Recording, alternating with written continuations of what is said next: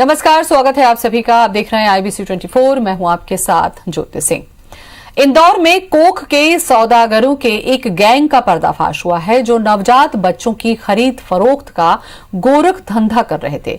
इसमें खास बात यह है कि इस मामले में पुलिस ने 2 डॉक्टर्स समेत 7 लोगों को भी गिरफ्तार किया है जो गरीब और मजबूर महिलाओं को चंद रुपयों का लालच देकर निशाना बना रहे थे। देखिए ये रिपोर्ट।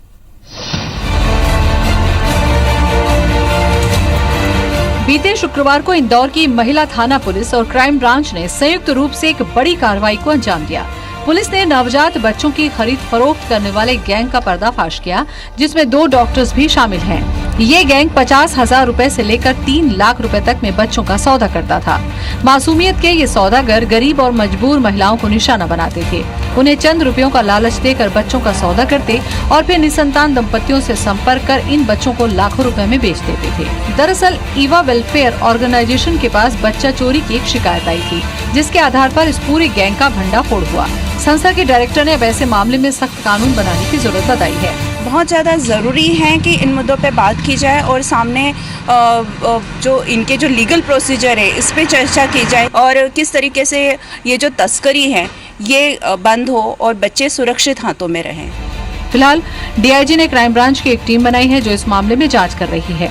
पुलिस ये पता कर रही है कि इस गिरोह ने अब तक कितने बच्चों को गैर कानूनी रूप में बेचा है और इसके पीछे कौन कौन लोग हैं। अब तक इस गैंग में 6 लोगों का सीधे तौर पर करुणा मैटरनिटी एवं कनेक्शन सामने आए हैं।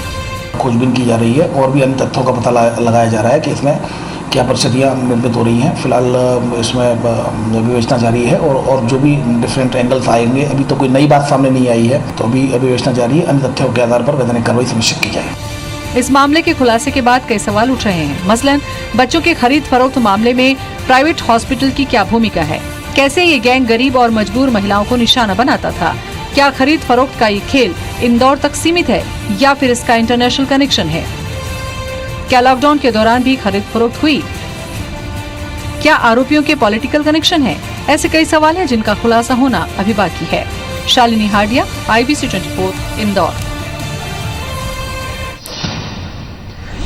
तो मासूमों का ये सौदा लगातार हो रहा था। अब तक पता नहीं कितने बच्चों को खरीदा गया, कितने बच्चों को बेचा गया, ये कितना बड़ा गैंग है, इसके कनेक्शन क्या अंतर्राष्ट्रीय स्तर तक हैं, कौन कौन इसमें शामिल है, क्या हॉस्पिटल्स की इसमें भूमिका है। ऐसे बहुत सारे सवाल हैं जो आज हम जानने की कोशिश करेंगे। सबसे पहले हमारे साथ जुड़ चुकी हैं भारती मंडोले, डायरेक्टर हैं ईवा वेलफेयर की।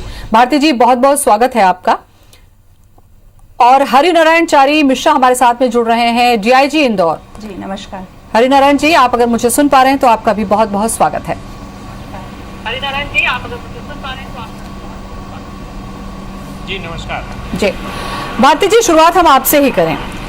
जैसा कि इस रिपोर्ट में भी हमने दिखाया कि शिकायत आपके पास मिली थी इस तरीके के मामले की, तो आपका जो शुरुआती कदम था वो क्या था? कैसे आप लोगों ने प्लानिंग की? मुझे लगता है इसकी पूरी जानकारी तफसील से इस वक्त आप दर्शकों के माध्यम से दें।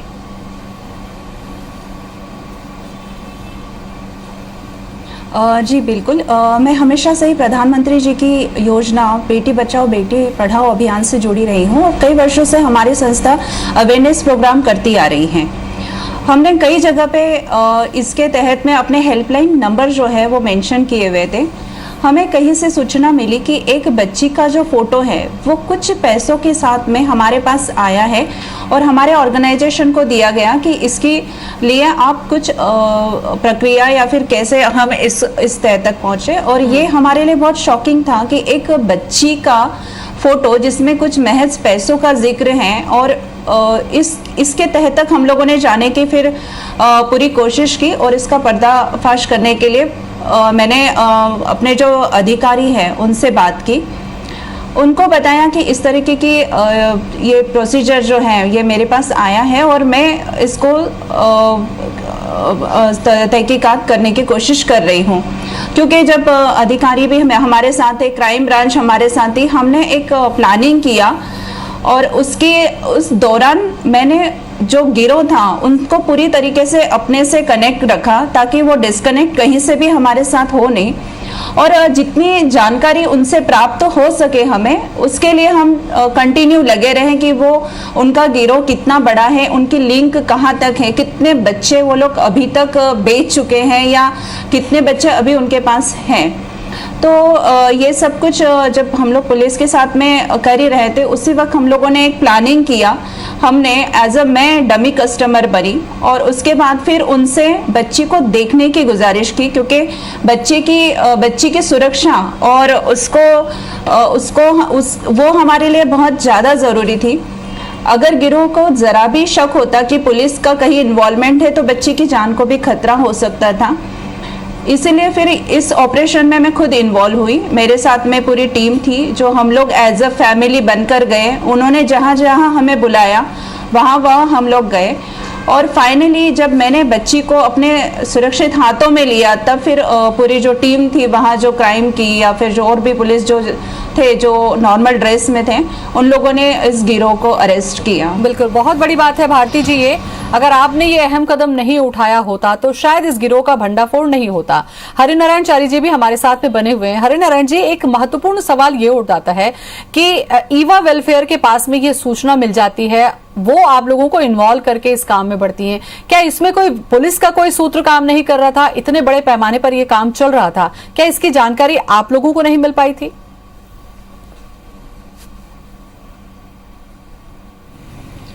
इस बारे में जैसे ही पुलिस को सूचना मिली, पुलिस ने उसमें काफ़ी तत्परता दिखाई।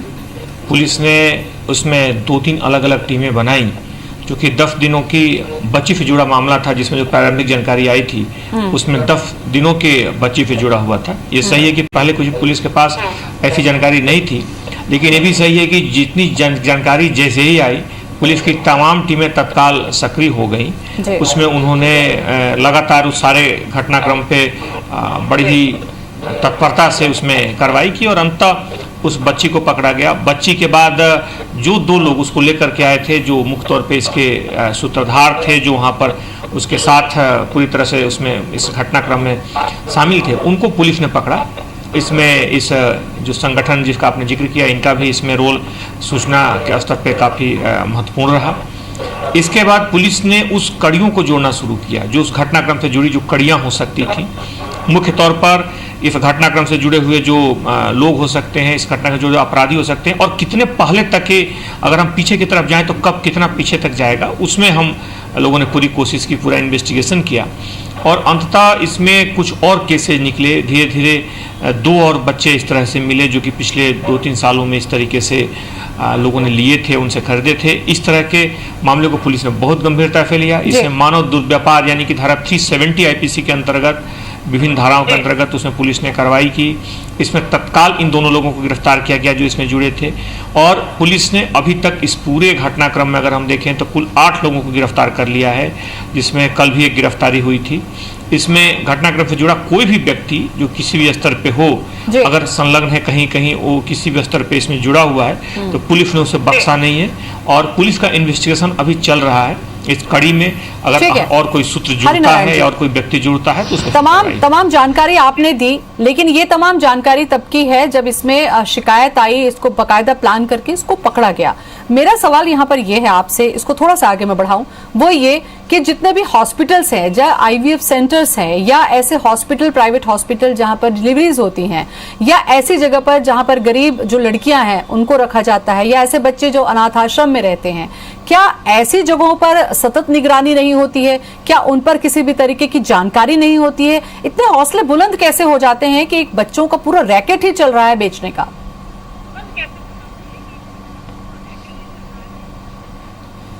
मैं इस बारे में थोड़ा सा बताना चाहूँगा कि इस पूरे गिरोह का जिसकी आप बात कर रहे हैं, प्रकाश में न आने के पीछे क्या वजह है, अगर कहीं भी चल रहा है। इसमें जितने भी पक्ष हैं, मुख्य जितने भी गिरोह सदस्य हैं, उनके सभी ने कोई ना कोई वजह रहा। जैसे कि इस लोगों ने उस व्यक्ति को, उस महिला को या उस दंपत्ति को या उस माँ को टारगेट किया जो कि अविवाहित थी, जो सामाजिक रूप से हो सकता है उसको स्वीकृति न हो, जो हो सकता है समाज के भय से उस बच्चे को न रखना चाहती हो। इन्होंने ऐसे बच्चों को, ऐसे महिलाओं को शुरू में टारगेट किया, इसलिए पुलिस के पास इसके बारे में कोई भी कंप्लेन या शिकायत कभी नहीं पहुंची।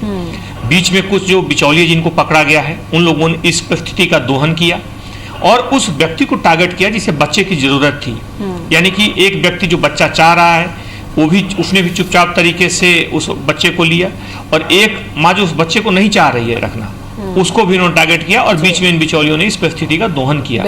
इसलिए परिस्थितियां ऐसी थी कि इसमें कोई शिकायत नहीं आई। समान परिस्थितियों में अगर 10 दिन का बच्चा कहीं चला जाता है या इस तरह की स्थिति पैदा होती है, उसमें तत्काल माँ बाप उसकी शिकायत करते हैं, पुलिस बड़ी गंभीरता से लेती है, पुलिस की टीमें सक्रियता से उसे पकड़ती हैं। बहुत अहम बात परिस्थिति जब ऐसा हो कि कोई भी व्यक्ति उसमें शिकायत करने के लिए, सूचना देने के लिए आगे ना आए। जी, बहुत अहम बात आपने कही। भारती जी, आपने सुना हरिनारायण चारी जी को, उनका यही कहना था कि कोई शिकायत नहीं हुई, पुलिस के पास इसकी कोई जानकारी नहीं, क्योंकि जिसको बच्चा चाहिए नहीं वो बच्चे को रखेगा नहीं, तो बेचने की बात आ गई। जिसको बच्चा चाहिए उसको भी कहीं से बच्चा मिल जाए। सवाल ये उठता है कि जब पालना घर हो या ऐसे ऑथराइज्ड जगह जहां पर हो जहां से बच्चों को आसानी से अडॉप्ट किया जा सके, दूसरा ये जो अक्सर ये देखा जाता है कि बलात्कार के बाद है या अनचाहे जो बच्चे हैं या जो शादी से पहले जो लड़कियां मां बन गई वो अपने बच्चों को फेंक के चले जाते हैं। कई बार ऐसी स्थितियां बनी, तो क्यों नहीं उनके लिए एक आसानी से कोई ऐसी चेन बन जाए जहां वो अपने बच्चों को छोड़ सकें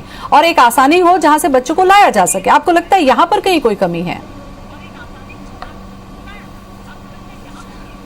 देखिए, सबसे पहले बात जो सर ने अभी कहा आप लोगों से कि जानकारी क्यों नहीं मिली, क्योंकि इनका जो कस्टमर टारगेट है वो पर्टिकुलर ऐसे हैं जिनके पास बच्चा नहीं है, तो उन्होंने कहीं से ये जुगाड़ से उनके जो ये नंबर से वो ऑलरेडी इन्होंने किया है, क्योंकि इनका कस्टमर टारगेट वही था, इसीलिए। अच्छा, सेकंड ये है कि जिसने हमें इन्फॉर्म की वो भी पुलिस या फिर इन सब चीज़ों में नहीं पढ़ना चाहते थे, तो ये अवेयरनेस कहीं ना कहीं समाज में लाने की ज़रूरत है। पुलिस हमेशा तैयार होती है हेल्प करने के लिए, क्योंकि मैं खुद इस ऑपरेशन में जुड़ी हूं, तो मैंने देखा है कि कितनी गंभीरता से और तत्काल, मतलब विद इन 24 आवर्स में इस पूरे ऑपरेशन को, इतने बड़े ऑपरेशन को बहुत ही स्मार्टली पूरा क्राइम ब्रांच और टीम ने किया है।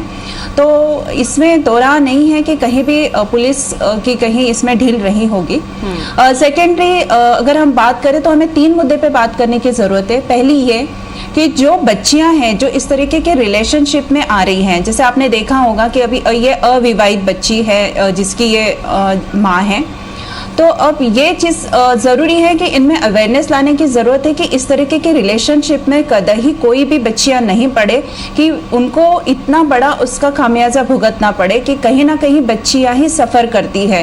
तो इसमें एक तो ज़रूरी है। सेकेंडरी ये है कि अगर बच्चे के साथ कोई जागती हुई है, रेप हुआ है या किसी तरीके की दुर्घटना हुई है, तो वो तुरंत ही अपने पेरेंट्स को या फिर अपने जो पास में कोई ऐसी जो गुप्त सूचना भी, आजकल पॉक्सो में भी इस तरीके की चीज़ें हैं कि आप वहाँ बता सकते हैं, या फिर NCW की कुछ साइट से वहाँ आप कंप्लेंट कर सकते हैं, तो ये पूरी गोपनीय रहता है, तो आप वहाँ भी अपनी कंप्लेंट शिकायत दर्ज कर सकते हैं। दूसरी बात ये है कि बच्चियों को पता नहीं चलता है कि कभी कभी कि उनके साथ कुछ गलत हुआ है, या फिर ये भी नहीं पता होता है कि वो प्रेग्नेंट है। बिल्कुल।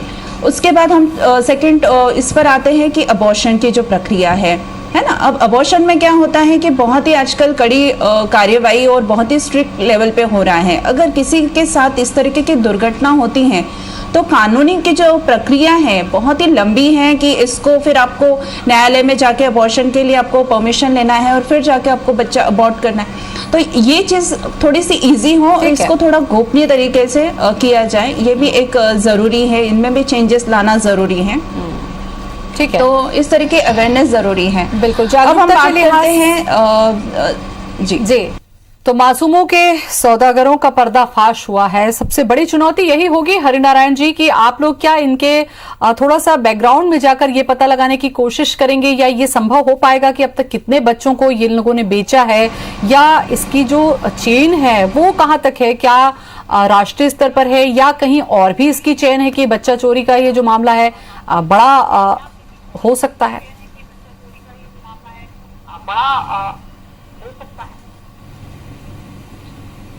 अभी तक जो जानकारी आई है उसमें 3 बच्चों का पता चला था। इस पूरे गैंग में अलग अलग, जैसा कि ने बताया कि जो 8 गिरफ्तार हुए उसमें 2 डॉक्टर्स भी हैं, 2 BAMS डॉक्टर हैं, जिन्होंने अपने नर्सिंग होम में इस तरह की घटना कराई और घटना में इनका महत्वपूर्ण भूमिका रही। इन दोनों लोगों को गिरफ्तार भी किया जा चुका है। कुछ एक दो लोगों की और भूमिका सामने आई है जो फरार हैं और पुलिस इनकी सरगर्मी से तलाश कर रही है। बहरहाल अभी तक जो जानकारी निकाली गई उस जानकारी में अब तक 3 बच्चों की जानकारी आई। उन तीनों बच्चों को ढूंढा गया है, उनको खोज निकाला गया है। उसमें उनको जीवन ज्योति एक CWC के रिकमेंडेशन के बाद उनको एक जगह पे वहाँ पे रखा गया है, उनकी देखभाल की जा रही है। बहरहाल इसमें और बच्चों के बारे में पता लगाया जा रहा है। पुलिस के जो नंबर्स हैं, जो कंट्रोल रूम के नंबर्स हैं, या किसी भी व्यक्ति से उसमें तमाम इसके बारे में मीडिया के माध्यम से भी जानकारी दी गई। किसी को भी इस तरह की अगर जानकारी हो, उसमें अगर जानकारी सामने आए तो पुलिस के साथ शेयर करें। जैसा कि मैंने बताया कि परिस्थितियां ऐसी हैं इसमें कि इसमें एक बच्चे की सबसे बड़ी रक्षक जो होती है उसकी माँ होती है। उसके माँ या उसके घर के लोग जिस पे उस बच्चे की परवरिश की और सुरक्षा की जिम्मेदारी होती है, अगर वही इस परिस्थितियों का शिकार होकर जैसे भी अगर इस गिरोह के शिकार हो जाएं या फिर कहीं ना कहीं इस गिरोह के लिए सहमत हो जाएं, इस गिरोह के जो भी इरादे हैं उनमें सहयोग करने के लिए, तो फिर मामला थोड़ा जटिल हो जाता है। जैसे कि अगर माँ अगर इसके बारे में जानकारी नहीं देती है, घर के लोग जानकारी नहीं देते हैं, घर के लोग ही जाकर के इस पूरी प्रक्रिया का हिस्सा बनते हैं, तो फिर पुलिस के लिए इसे ढूंढ निकालना निश्चित तौर पर चुनौती होता है। बहरहाल पुलिस ने अन्य स्रोतों के माध्यम से भी, जैसे कि जो विभिन्न जो अलग अलग इस तरह के समूह हैं, जो NGOs हैं, जो मुख्य तौर पे आंगनवाड़ी की जो कार्यकर्ताएं हैं, जो नर्सिंग कार्यकर्ताएं हैं, उनके बीच में पुलिस ने जानकारी के लिए बहुत सारे लोगों को लगाया है, उनसे जानकारियां इकट्ठी कर रही है कि अगर इस तरह की कोई जानकारी मिलती है, मुझे लगता है कि लोगों में भी जागरूकता आई है। जिस तरह की घटना हुई है और घटना से जुड़े जो तथ्य आए हैं, इसमें लोग भी अपने परिवेश को लेकर के और इस तरह घटनाओं को लेकर के काफी सक्रिय हुए हैं और सजग हुए हैं। तो अगर पुलिस के पास इस तरह की जानकारी जिन लोगों से जिन लोगों की गिरफ्तारी हुई है हरिनारायण जी, हमें उम्मीद है कि उन लोगों से बहुत सारी चीजें पता चलेंगी। भारती जी, यहाँ अगर मैं आपसे पूछूं कि बहुत सारे कारण होते हैं जिस पर हमने चर्चा की, एक कारण ये भी है कि बहुत ज्यादा गरीबी की वजह से एक पैसा एक जो ऐसा विषय है कि हो सकता है गरीबी की वजह से एक माँ ने ही मजबूर होकर अपने बच्चे को अगर बेच दिया, तो ऐसे में ढूंढना या पुलिस की जो प्रक्रिया है वो बड़ी जटिल हो जाएगी। ऐसे में आपको लगता है कि फिर किस आधार पर जो सर्चिंग है वो आगे बढ़ेगी? देखिए, अभी जो ये केस हुआ है इसमें आपने देखा होगा जो अभी नवजात बच्ची मिली है, उसके माँ ने जो डॉक्टर है उसने कहा था कि ये बच्चे मैं रखने वाला हूँ, तो उसने एक विश्वास के तौर पर उसको दिया, ये सोचकर कि ये मेरी बच्ची यहाँ पे सुरक्षित है और डॉक्टर के यहाँ है। पहली बात तो इस तरीके की गलतफहमी में कभी भी कोई भी पेरेंट्स या बच्चियाँ नहीं रहें। बहुत ही इजी तरीका है, एक साथ जो हम जिसकी बात करेंगे स्पेशल अडॉप्शन एजेंसी जो होती है, एक विशेष दत्तक प्राधिकरण जिसे कहते हैं, कि उसके तहत जो पालना घर बने हुए हैं हर जगह, है ना, तो वो उसके लिए अवेयरनेस लाने की ज़रूरत है। क्योंकि मेरे जहाँ तक नॉलेज में है कि यहाँ सिर्फ 3 पालना घर ऐसे हैं जो बने हैं, तो ये स्पष्ट रूप से नहीं है कि यहाँ पालना घर है और आप जाकर यहाँ पे अपने बच्चे को सरेंडर कर सकते हैं, जो कि ये प्रॉपर तरीके से एक कारा उसमें जाता है और एक प्रॉपर अच्छी फैमिली को ही वो अडॉप्शन में दिया जाता है। तो ये बहुत ईजी और विधिवत प्रक्रिया है जिसमें जाना ज़रूरी है। अब बच्ची जो है, अब अपन बात करें सपोज कि ये जो बच्ची सामने आई है बहुत दूर से है, आप 50 और 100 किलोमीटर की दूरी तय करके कोई भी बच्चा पूरे संभाग में अगर 3 ही पालना घर है तो वहाँ तो आएगा नहीं, सेकेंडरी वो गुप्त तरीके से रखने के लिए आएगी। तो ये इसके लिए अवेयरनेस लाना ज़रूरी है और इसको बढ़ाने की ज़रूरत है। दूसरी बात यह है कि जो बच्चे हैं जो अडॉप्शन कारा में चले जाते हैं, उसके बाद फिर ये भी एक होता है कि पेरेंट्स जो हैं वो छोटे बच्चों को ही लेने में इंटरेस्टेड रहते हैं।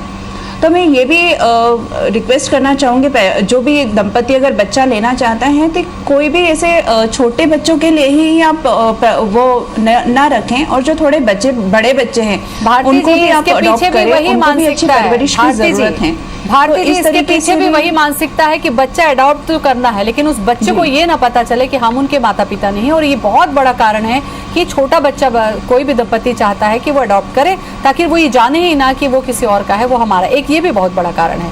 हरिनारायण जी, एक सवाल ये भी मैं आपसे पूछना चाहूंगी, क्योंकि 2 डॉक्टर्स इसमें गिरफ्तार हुए हैं। जितने भी प्राइवेट नर्सिंग होम्स हैं या जो मैटरनिटी होम है जहाँ पर डिलीवरीज होती हैं, जहाँ पर बच्चे हैं, जिला अस्पताल है, ऐसी जगहों पर भी निगरानी रखने की जरूरत है क्या, या रखते हैं?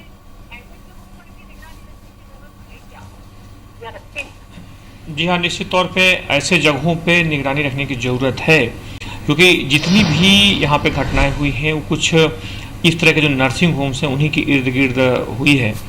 और पुलिस ने पहले के भी इनके रिकॉर्ड को खंगालना शुरू किया है, पहले के जो इनकी जो डिलीवरी जो जानकारियाँ जो रजिस्टर्स में जानकारियाँ उपलब्ध हैं, और साथ ही साथ इनके यहाँ जो लोग काम करते थे, साथ ही साथ जो लोग काम यहाँ पे छोड़ करके चले गए या किसी कारण से निकाला गया, पुलिस इन तमाम लोगों से इसमें पूछताछ कर रही है। क्योंकि सामान्य तौर पे अस्पताल में ऐसा करना मुश्किल है, उसके डॉक्यूमेंटेशन और बाकी चीज़ें ज़्यादा होती हैं, लेकिन जिस हॉस्पिटल में ऑर्गेनाइज ढंग से इस तरह की घटना हो उस तरीके से वहीं पे इस बात की संभावना ज़्यादा रहती है। और जो इस तरह के प्रकाश में जो 2-3 इस तरह के नर्सिंग होम आए हैं उनके बारे में पुलिस काफ़ी व्यापक स्तर पर छानबीन कर रही है और उम्मीद है कि अगर इसमें कोई नए तथ्य आएंगे तो जल्दी सामने आ जाएंगे। बिल्कुल।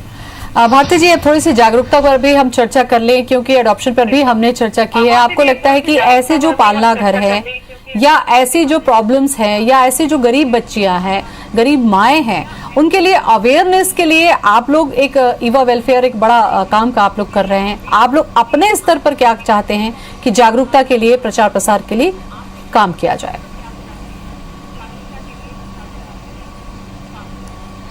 देखिए, मैं यही चाहूँगी कि जो भी ये जो अडॉप्शन की प्रक्रिया है उसको एक तो बहुत इजी कर दिया जाए, बहुत ज़्यादा कॉम्प्लिकेटेड ना हो, और सही सुरक्षित अगर लगता है कि पेरेंट्स अच्छे हैं तो वो बिल्कुल तुरंत ही बच्चों को दे जाए। क्योंकि ये सेम चीज़ होती है, फिर बच्चे बड़े हो जाते हैं, उनकी साइकिल निकल जाती है तो वो अडॉप्शन में जाते नहीं हैं। सेकेंड, अगर बाय चांस कोई ऐसे दंपति हैं जो कि बच्चों को एक सबके संज्ञान में एक चीज़ लानी चाहूँगी मैं, वो होती है फॉस्टर केयर जिसे कहते हैं। तो ये एक ऐसा प्रोसीजर होता है जिसमें अगर कोई बच्चे को अडॉप्ट नहीं भी करते हैं तो एक फॉस्टर केयर में आप ले सकते हैं। अगर आप 5 साल उस बच्चे को फॉस्टर केयर में रखते हैं तो आप एलिजिबल हो जाते हैं उस बच्चे को अडॉप्ट करने के लिए।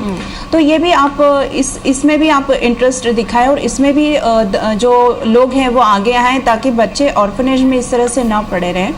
सेकेंड ये है कि जो भी मतलब जो सरेंडर करने के लिए जो पालना घर बने हुए हैं उसका प्रॉपर तरीके से सेंसिटाइजेशन होना ज़रूरी है, इसकी गोपनीयता रखनी ज़रूरी है। क्योंकि यूँ होता है कि अगर कोई बच्चे इसी डर के मारे हमें कचरे के डिब्बे में या फिर कई कुत्तों के लिए फेंके हुए या फिर इस तरीके से मिलते हैं, तो ये ना होते हुए एक सुरक्षित पालना घर जो स्पष्ट रूप से बने हुए हों और सुरक्षित भी हों और वो बिल्कुल गोपनीयता उसमें रखी जाए कि अगर कोई बच्चे को वहाँ रख के जाता है तो उसकी पूरी सेंसिटाइजेशन उसमें बिल्कुल ये विश्वास दिलाना बहुत बड़ी बात होगी ताकि कोई भी अपने बच्चे को सुरक्षित जगह पर कम से कम छोड़ जाए अगर वो पालने में सक्षम नहीं है।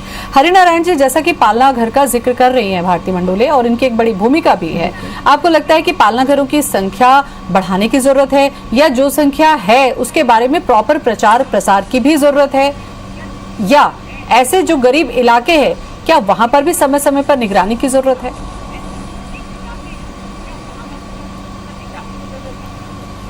जी हाँ, निश्चित तौर पे जो पालना घर हैं उनके बारे में लोगों तक जानकारी और बढ़ानी जानी चाहिए। लोगों में जानकारियां हैं लेकिन कई जगहों पे इसका और प्रचार प्रसार के माध्यम से लोगों के बीच में पहुंचाया जा सकता है। अगर जो निसंतान दंपति हैं उनके लिए एक वैधानिक प्रक्रिया है, एक निर्धारित तरीका है और उसके माध्यम से वैधानिक तरीके से वो बच्चों को ले सकते हैं जो कि निरापद होता है, सुरक्षित होता है और इस तरह की जो घटनाएं और इस तरह के जो गैंग चलते हैं उनको बढ़ने से रोकता है। तो मुझे लगता है कि कई बार जागरूकता की कमी के कारण और कई बार शॉर्टकट के माध्यम से बच्चों को तत्काल पाने की चाहत के कारण इस तरह की स्थितियां पैदा होती हैं। और इस परिस्थिति में जो परिस्थिति मैंने बताई शुरू में कि उसमें चूंकि सभी लोग को कहीं ना कहीं इसमें इंटरेस्ट जुड़ा हुआ था, इसलिए ऐसी बातें प्रकाश में आने में भी वक्त लग जाता है क्योंकि सभी लोगों के हित इसमें कहीं ना कहीं जुड़े हैं। इसमें खतरे की बात यह है कि अगर इस तरह के गैंग बढ़े, इस तरह के जो ऑर्गेनाइज्ड गैंग्स हैं या इस तरह के गिरोह हैं, अगर वो समय पर रहते न पकड़े जाते या न पकड़े गए तो ये हो सकता है आगे बड़े स्तर पर व्यापक स्तर पर अगर भविष्य में बढ़े तो ये मानव अंग तस्करी और बाकी जो बड़े अपराध हैं उनमें भी उनकी तरफ ये बढ़ सकते हैं। इसलिए काफी चुनौतीपूर्ण है। चलिए, मासूमों के सौदागर इंदौर में तो पकड़े गए हरिनारायण जी, और हमें उम्मीद है कि जितने पकड़े गए हैं उनसे ये जो चेन है वो जरूर पता चल पाएगी और उन बच्चों को भी सही जगह मिल पाएगी, इंसाफ मिल पाएगा। लेकिन आज इस खबर के माध्यम से, आपके माध्यम से भी हम दर्शकों से यही कहना चाहेंगे कि विपरीत विपरीत कितनी भी परिस्थितियां हो, कम से कम बच्चों के मामले में सतर्कता बरते। पालने में अगर आप सक्षम नहीं है तो पालना घर पे छोड़ दीजिए, कम से कम सुरक्षित हाथों में बच्चे सुरक्षित रह सकेंगे। फिलहाल इतना ही। हरिनारायण जी बहुत बहुत शुक्रिया आपका। भारती जी बहुत बहुत धन्यवाद आपका। नमस्कार।